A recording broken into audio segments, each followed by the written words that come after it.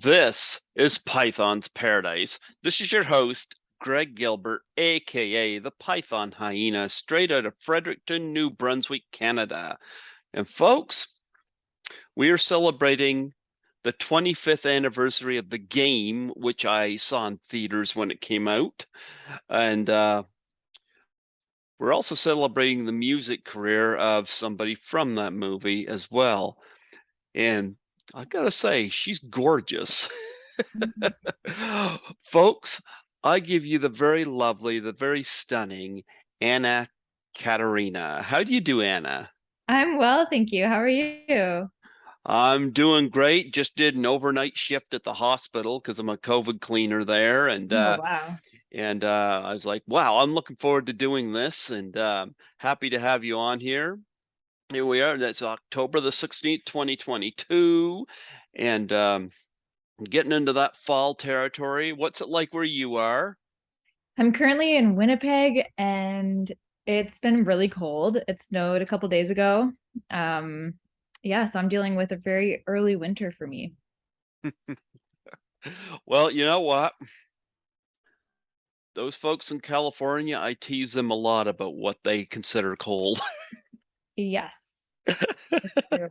I mean, I've been living in British Columbia, which is definitely not as extreme temperatures as here, but it's that wet cold. So even being in Vancouver, where it's often still above freezing, it feels really damp. So it's hard to dress warm enough because it just gets in your bones. Whereas here it could be minus 40, but it's dry. Absolutely, absolutely. And celebrating the 25th anniversary of this movie. Oh And I got a yeah, signature on there, Tommy Flanagan. I met at Comic-Con in Toronto. Comic-Con, nice. Yeah, he signed that. Now, when are you gonna get to one of these so I can get you to sign it? I actually feel like we've had a miscommunication about it because I'm not in the game. Oh, what happened? You know what, I realize that because I would have been 5 when that was released. Well, I did kind of question as like, you look awfully young to be in that movie. Yeah, I just thought it was actually like a 20th or 25th anniversary of like your radio show, and I thought you'd heard my recent music that I'd released. So I was like, yeah, that's sweet. But as you were introducing me, I was like, oh, because there is an actress called Anna Katarina that I think Uh-huh. she's probably 20 years older than me. And it's a very confusing thing on Google Knowledge Panel because we're both fighting for that slot of who's going to get it. So it shows me as being a Swiss actress that's around 50 sometimes. You know what? We don't have to, folks, we won't be celebrating the 25th anniversary of this movie, but we're going to keep this lovely lady on here All right. because as I was waiting for her to come on, I was listening to your music, so I'm gonna be able to still talk to you. This is actually kind of funny because back in January, I reached out to somebody who I thought was in the movie Orange County. And I reached out to him, and it turns out, nope, he was not that guy. He was an author with the same name. And I still had him on, you It's a good know, way to meet people, I guess. well, here's the thing. Why disqualify somebody because they're not who you thought they were, I agree. you know? And like I said, I was sitting here enjoying your music. So, you know what? Okay, we'll set the game out right now. That's okay. I'll put it on my list of things to watch, though. I haven't seen it. That's a David Fincher movie of Michael Douglas. And I know there's gonna be probably people will watch or listen to this that so you didn't do your research. Well, there's two people with the same name. I mean, Yeah, it gets people. It's not there's a just you. player named Greg Gilbert too, and I don't play hockey. You know what? That's okay. That is okay. I'm still gonna talk to you on here. So you were doing some recording today, I how many Okay, since I'm now getting a little more introduction to you, how many albums do you have out? Uh, just this Friday, I released my first solo record. And then outside of my solo project, that's just called Anna Katarina, which you can't forget Mhm. now. I have another project called Rumor Mill. That's a collaborative band, and we've released three 6-song EPs. And right now we're recording in Winnipeg, our first full length album. So it's been a lot of recording, a lot of releasing Do you know where I'm located here in New Brunswick, Canada? in Fredericton. Have you been here before? No, I've only been to St. John's, Newfoundland in the Maritimes. Okay, okay, I'll give you that. Okay. At least you know where we are. A lot of people don't. Yeah. Canada's just so big. Yeah, but New Brunswick just kind of gets hidden. You have no idea how many people don't know the time zone for that. There is Atlantic Canada that's ahead of East Coast. Oh Y- yeah, I didn't realize that that was a time zone until I was in St. John's, and they're kind of on a half, isn't it? Like they're on the half hour. It's a really weird time change. I seem to remember. Yeah, Like maybe I'm remembering it incorrectly, but I think they might be like half an hour later than you. Does that make sense? who knows? I don't know. Who knows? Have their Who own world knows? over there. Yeah. But like I said, I was listening to your music. I want to get a little bit of your background, since we're not talking acting here. I have looked up pictures. I've seen some modeling pictures and listened to your music. Talk about getting into the industry. Is it something you always wanted to do since you were, past 5 when the game came out? Yeah, as I was preparing for the game, I knew in the back of my mind my sweet 5-year-old self. But yeah, music has always been my number one thing ever since I can remember. I think about this often, like what is it inside a person where they just know what they want to do ever since I can remember. And there just hasn't been any other options for me. Like I have dabbled in a lot of other things and explored different passions. And for a minute, I thought I was going to go to med school and go to law school. But really, it's always just been pursuing music. It's just a very challenging industry and it can be a hard thing to actually commit to. But now I'm just fully in it and finally just recognize that, it's really the only thing that I want to do. And I've got to make it happen. Now, I didn't get the chance to watch any music videos or anything, but I am going to ask, is there any musical instruments you play, and is there a preference if there is? Yeah, I always play an instrument on stage. I started playing keyboard really young, Hmm. and that's always been my main instrument. I've also played not on stage, but I play violin and some flute. Voice I've studied mostly. I did voice and piano at college. Hmm. And then I saw a Samantha Fish show. She's this amazing blues musician from Missouri, but she lives in New Orleans. And I was at one of her shows in early 2020, right before the pandemic hit. And I was like, I have to learn how to play electric guitar. It's just the coolest. And so I had this big plan. I was going to go back to Canada, practice every day and just like slowly get good at guitar. And then the pandemic hit right then. And I was like, this is kind of perfect, really, because I didn't have anything else to do. And now I play guitar mostly since then. And it's been a big journey of practicing a lot. And I've been studying here and there with different heroes of mine. So right now I'm very into the guitar, but I just spent 4 months down in Nashville and everybody plays guitar, mostly acoustic. And it made me reappreciate performing and playing keyboard because it does lend itself to like a different songwriting style and totally different vibe. So, what heroes have you been playing with? My number one is Joey Landreth. I don't know if you Okay, know, yeah, the band The Bros Landreth. They're okay. absolutely incredible. He plays almost only in open C tuning.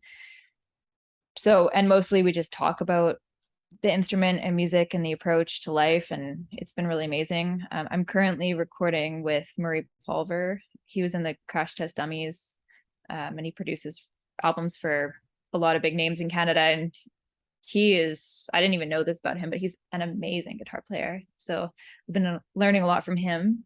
Lonnie Eagleton, he's in Black Veil Brides, I believe that's what it's called. He plays with Sean Hook. Yeah, and every time I'm with somebody that plays really good guitar in a variety of styles, anywhere from like jazz to bluegrass to Americana, I'm like, teach me something, just like show me one tip. And trying to just absorb that, a lot of it is just time and spending time with the instrument and just really feeling what I like and what feels right for my music. You know what I wanted to, before I get to your albums and your music, I wanted to ask, and I've asked musicians this before, and it's a common question for me, but what was it like for you when you first time you performed in front of an audience, Were you nervous or did you pretty much have control? Oh no, I was very nervous for many years. And I Mhm. started performing very young. And I did a lot of group performances, which I never felt that nervous with, like band or choir, that kind of thing. But anything that was solo performance, be it like classical piano recital or I used to do a lot of musical theater and classical voice. And a lot of that was like adjudicated, which is a very nice way to say judged. And it was very nerve-wracking as a child. And I think going into college to study music, I I had that a little bit of PST of being judged and adjudicated and getting a lot of feedback. And it's been a lot of work to kind of move that aside and just let myself feel comfortable on stage. Because also when you're in college, even like the fun shows are still, you're still playing in front of your peers, you're still playing in front of your teachers, you're still getting graded, you're still being compared to everybody around you. And there's not that much room for your artistic individuality, because technique is still at the forefront of that experience. So definitely through college, I still had a lot of nervous energy getting on stage. And then when I was about 20, I think it was 22, I was in a production of Rent, and I was Okay. playing the lead, Mimi, and I was about to go on stage, and I just did not feel nervous at all. It was really interesting. I just kind of flipped this switch. Hmm. And I don't know why that happened, but since then, it's just been more. I do get nervous sometimes, especially for specific shows and if there's like a bit more pressure on it. But I've performed so much. I did 50 shows just this year or this summer since June. And I think at that point, like it becomes second nature. But I do like to have a little bit of nerve still because it lends itself well to the show and the excitement. Like I don't ever want to be about to do a show and feel bored, because I think that really comes across in the way that I sing and the way that I show up. Is there any particular place you like performing more than any place else? Like any place that you've toured and anything place stand out to you? um I like playing in the States. Like I've played a lot in like the Nashville, not really, I wouldn't say I don't love playing in Nashville, I'll be honest, but like around that area and in places in Texas and North Carolina, I've found that there is a really strong appreciation for music Hmm. there. Um, I played a show in Gimli, Manitoba last night, which is an hour north of Winnipeg, in this tiny kind of weird vibe spot. And the people were just so nice and listening. And yet it wasn't this kind of sterile listening environment. Um, I played Vancouver's hard. I know you didn't ask me this, but like Vancouver might be one of my least favorite places to play just because it's just not a very friendly place and it's really hard to get people out.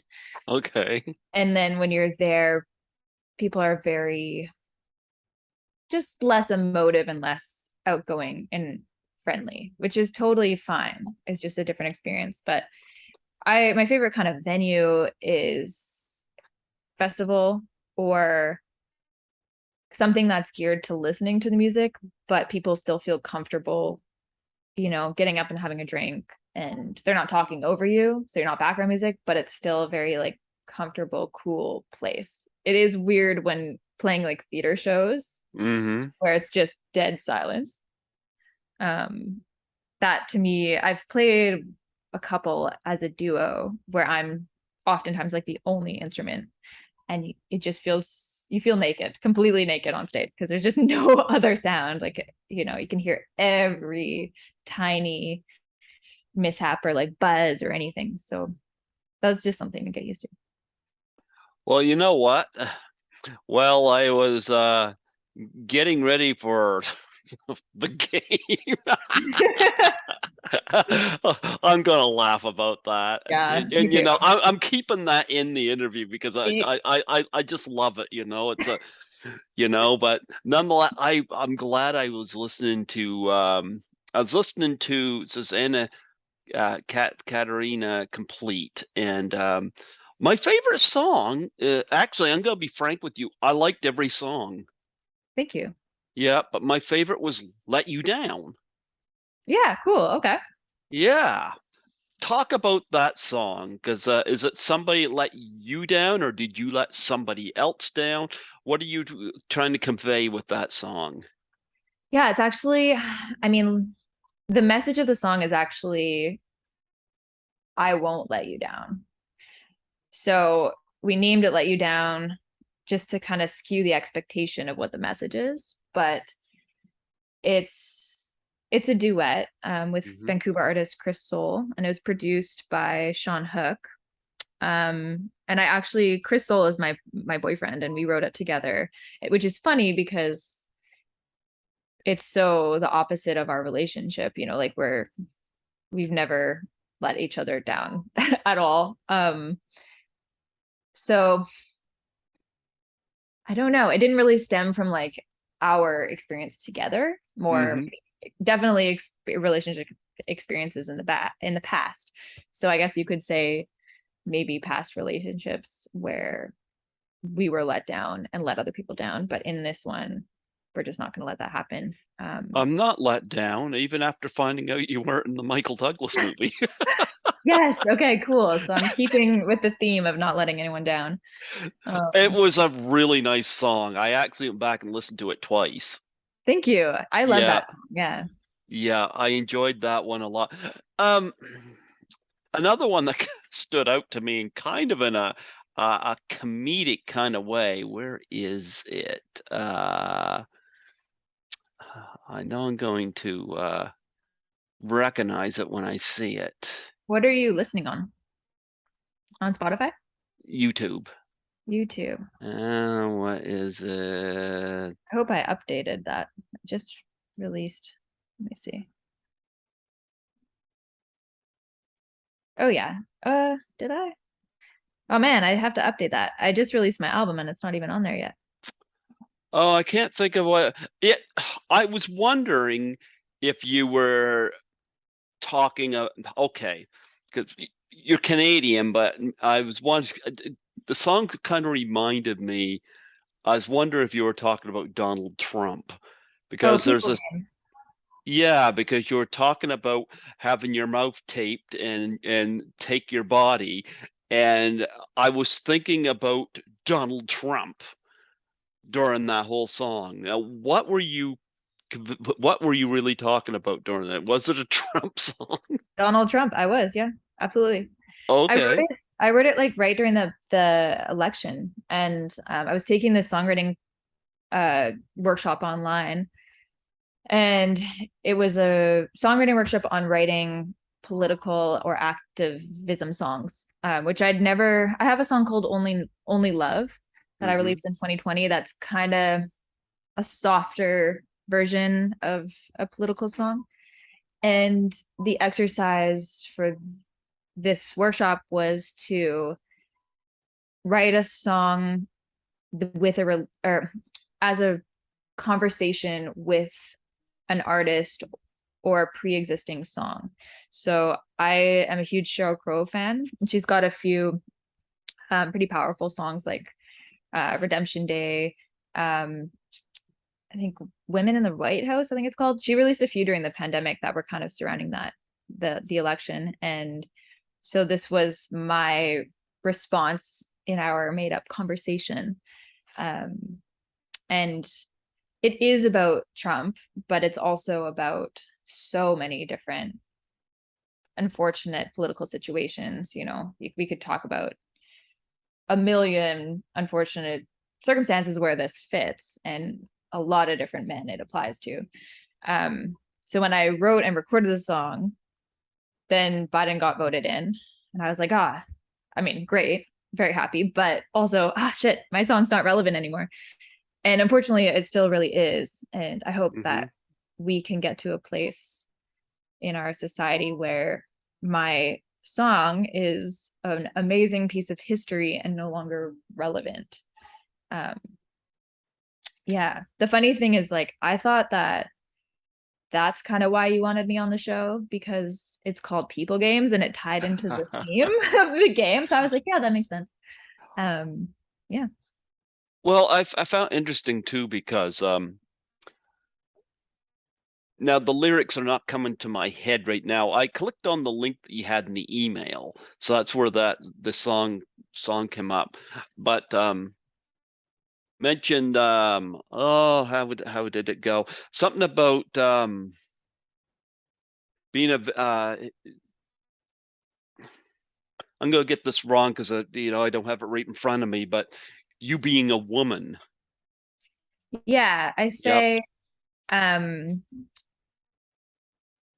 if I call you out, am I a threat or just a woman? X, yes. Mhm. And how does that lead into the course now? If I call you out, am I a threat or just a woman? Will you shut me up, tape my mouth, and take my body? And then there is no pause, no rewind, no do it over. But if there was, nothing would change. You feed on the power. You're playing people games. You know what? I like your writing kind of puts me in mind of Chantal Kraviazik quite a lot. Okay, cool. She's from Winnipeg, which so she's been coming up a lot this week. Yeah, I've seen her twice in concert. But I gotta say, I really enjoyed the lyrics to that song because I mean, you got a lot of people that are you will hear a lot of mindless stuff. There's a lot of people doing mindless music. I love the fact that I was able to go to the thought of Donald Trump listening to that, Cool. because I was able to not just listen to the music, I was able to get what you were saying. Yeah. So I enjoyed that aspect of it. And you know what? Even if it becomes irrelevant, it's still a powerful message for women. Absolutely. Yeah. Yeah, absolutely. So how long does it take you to on general basis to write a song? And where does a lot of your ideas come from? Oh man, it's so different depending on the song. There's some songs that I just sit down and it feels like it just comes out of nowhere, like really like the muse, Mm-hmm. and I can complete a song in almost 30 minutes or an hour. Mm-hmm. And then I've had some songs that, I've really honestly taken years. And it's not years of me working on it all the time. It'll be like I'll have a piece of it and it's just not feeling like nothing's working around it. And then all of a sudden I'll come up with another piece and then I'll come up with another piece. So it is kind of this weird mythical experience songwriting, like Mm-hmm. sometimes it's very methodical, and it's like, I'm going to write a song about this. I want it to give off this kind of emotion. I'm going to use these chords. And then sometimes it's just comes out of nowhere. And no matter what this, how the song originally is written, I always go comb over it after in different mindsets, just to see where it can improve and where it can resonate a little bit better. And a lot of my lyrics, they start from kind of a subconscious place, and then I go back and I kind of analyze, like, so what is this about, and what kind of a place was I in when I was writing this, and how can I make it make a little bit more sense, or lean more into that direction, if that makes sense. Absolutely, absolutely. So, do you have a favorite song you've written? One that just stands out that you're the most proud of? Oh man. um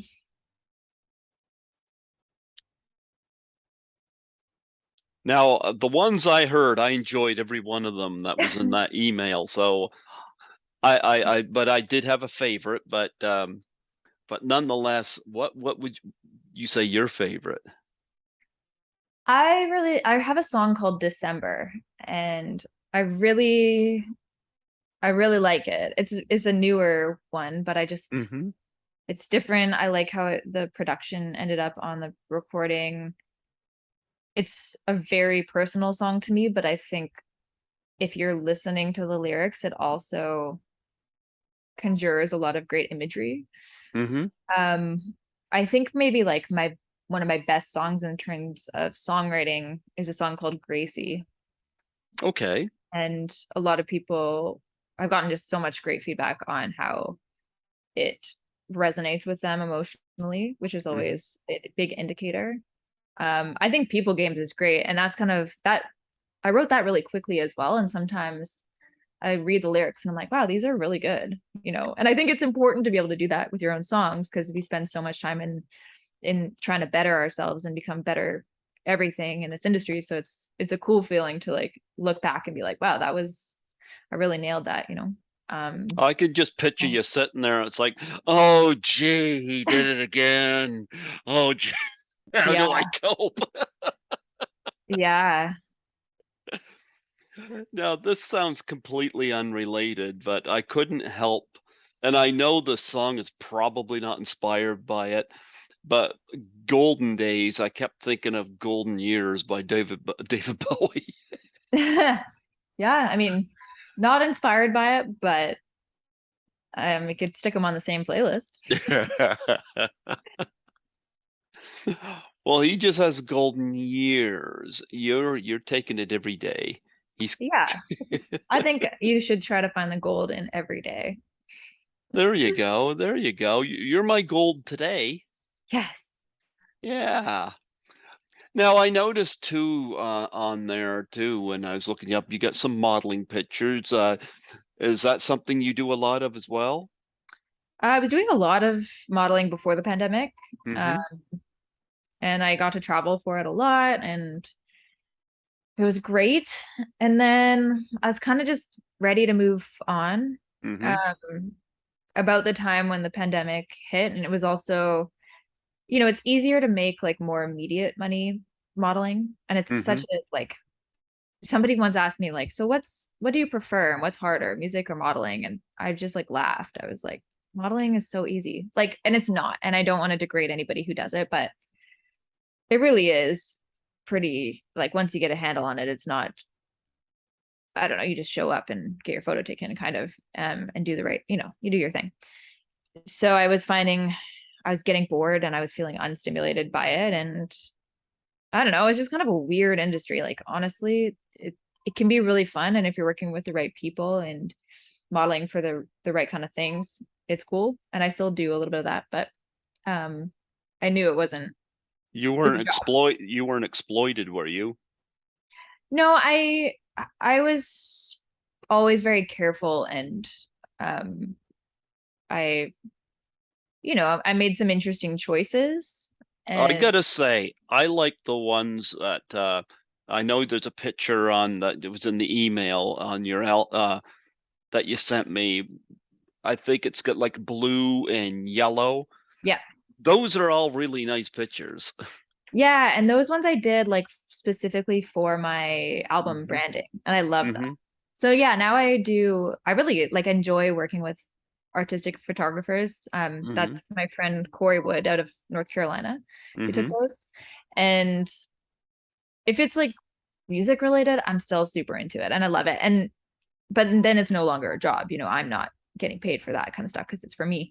Um, but it was just time to make that choice Hmm. a little bit of like, what do I really want to focus my energy on? And sometimes I'll still take some modeling work if it resonates with me, but it's yeah, it was great at the time and it's still great sometimes, but it's definitely not what I want to grow in. Well, I think you look stunning in the pictures, but I'm gonna say this.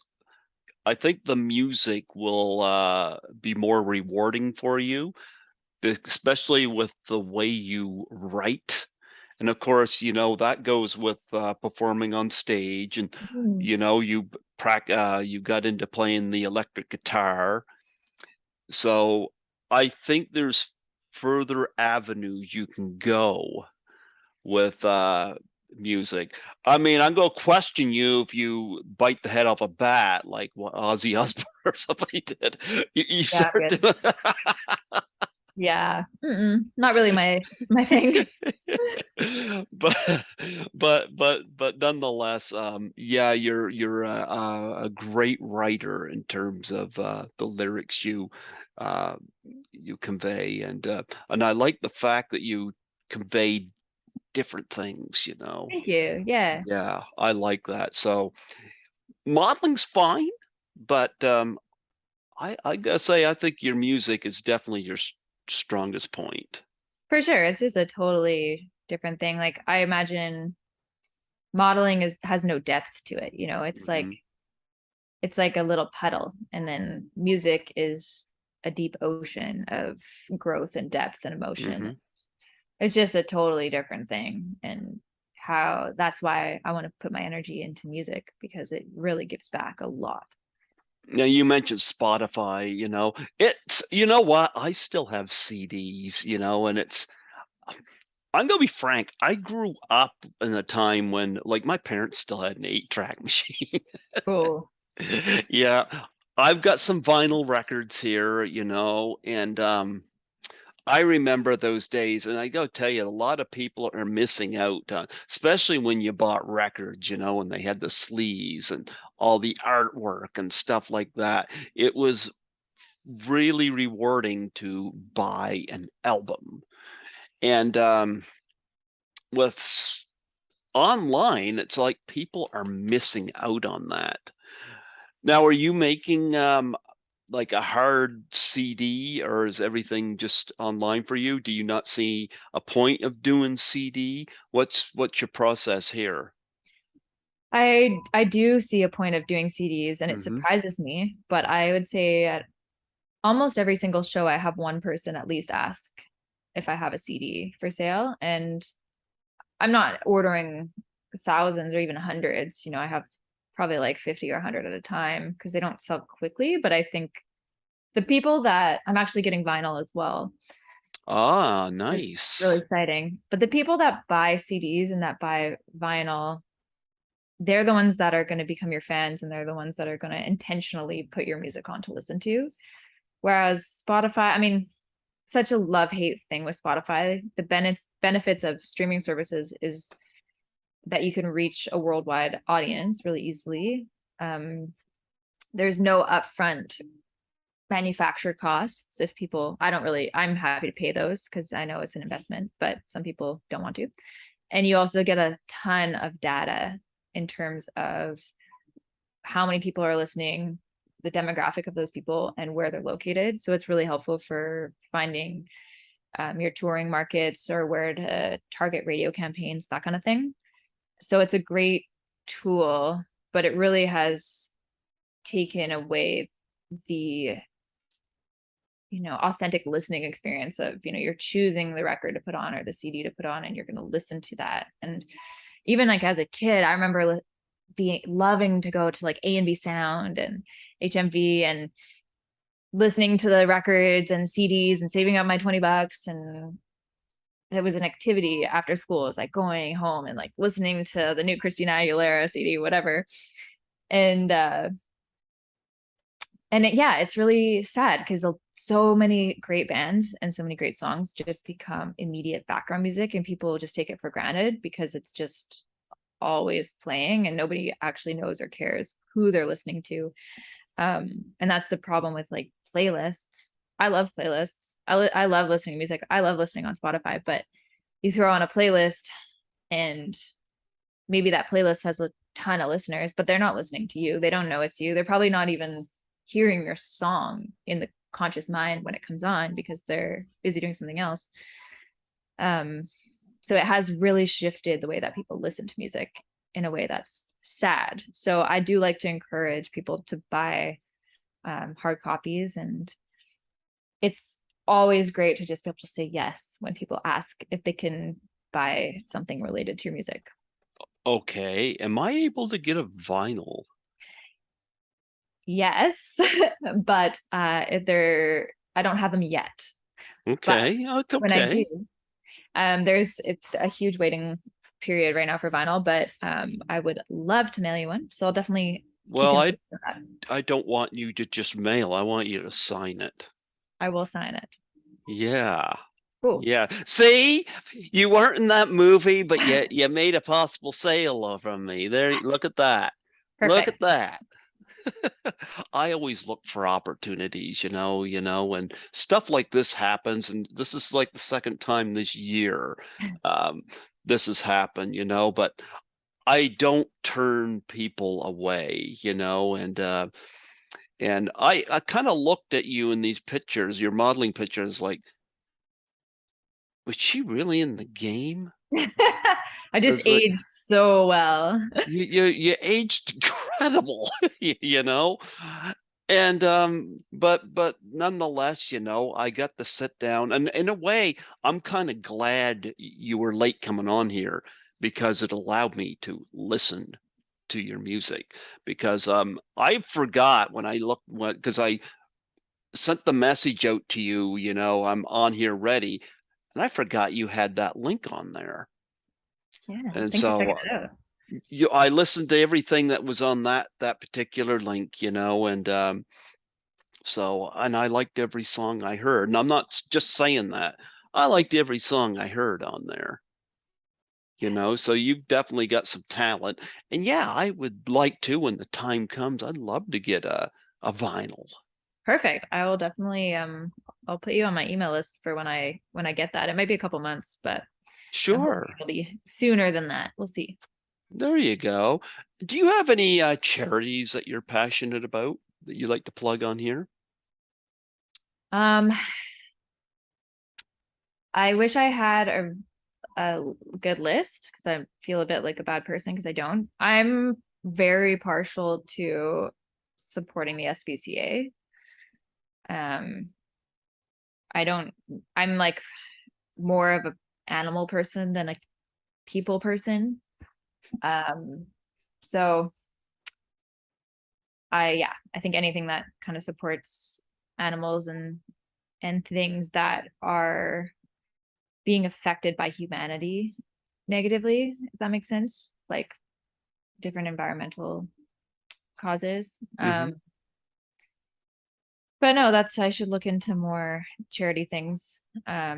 Eventually, I hope I'm making enough money that I'm able to become more involved in that. Right now, like the music thing it's like you're barely hanging on to pay rent, but I think Hmm. that is really important, giving back.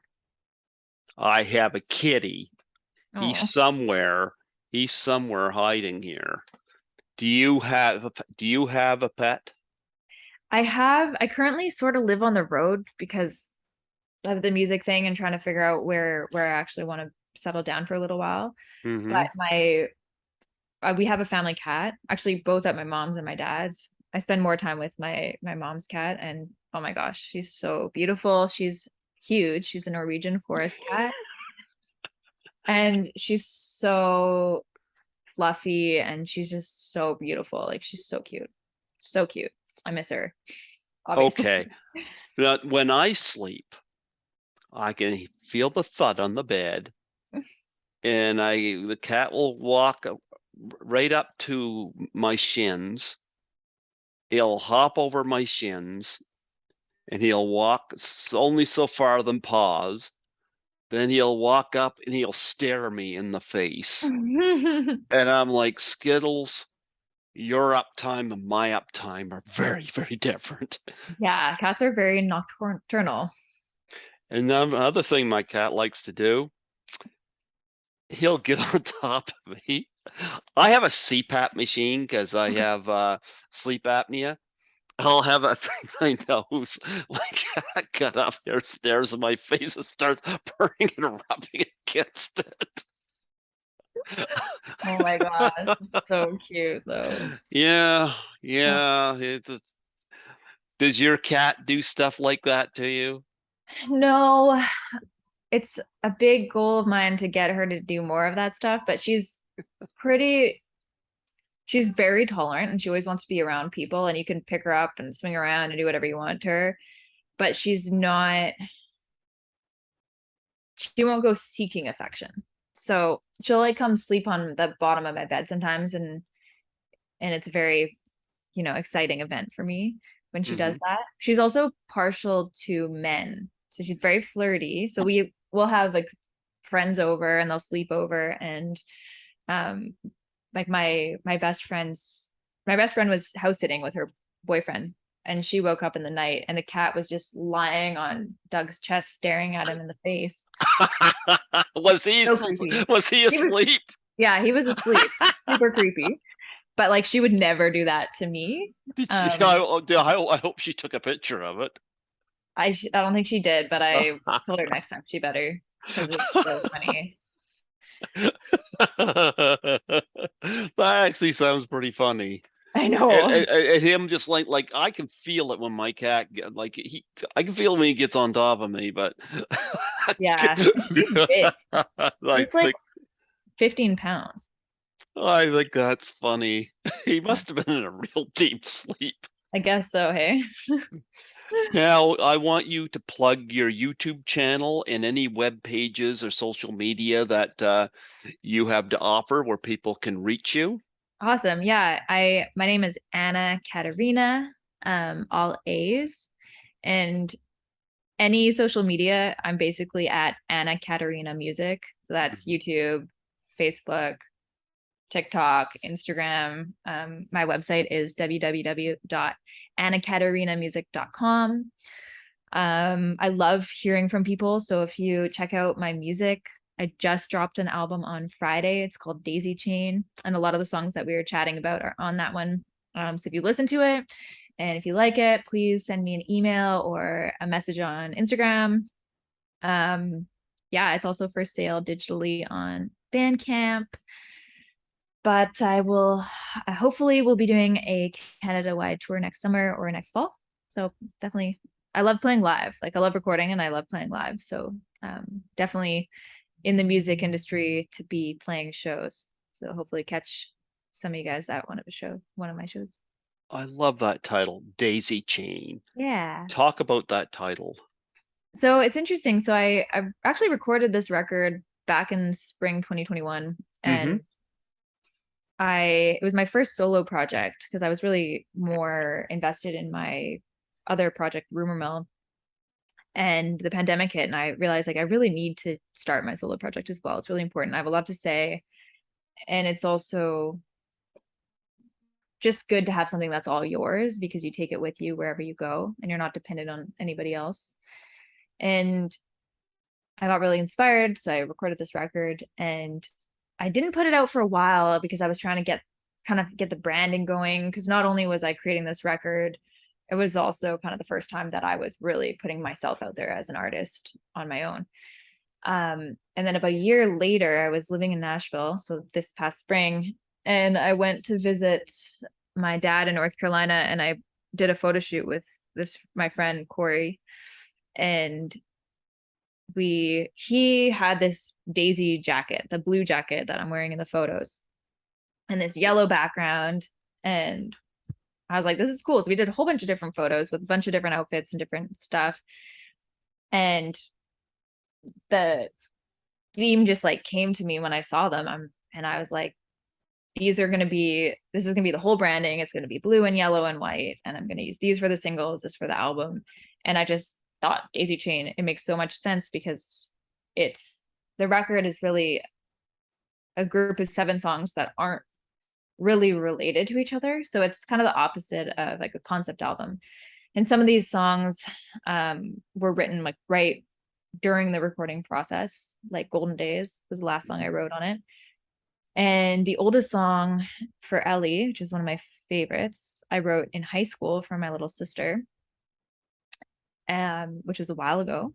So um, it's kind of this collection of moments and conversations with different people, and they're all very specific.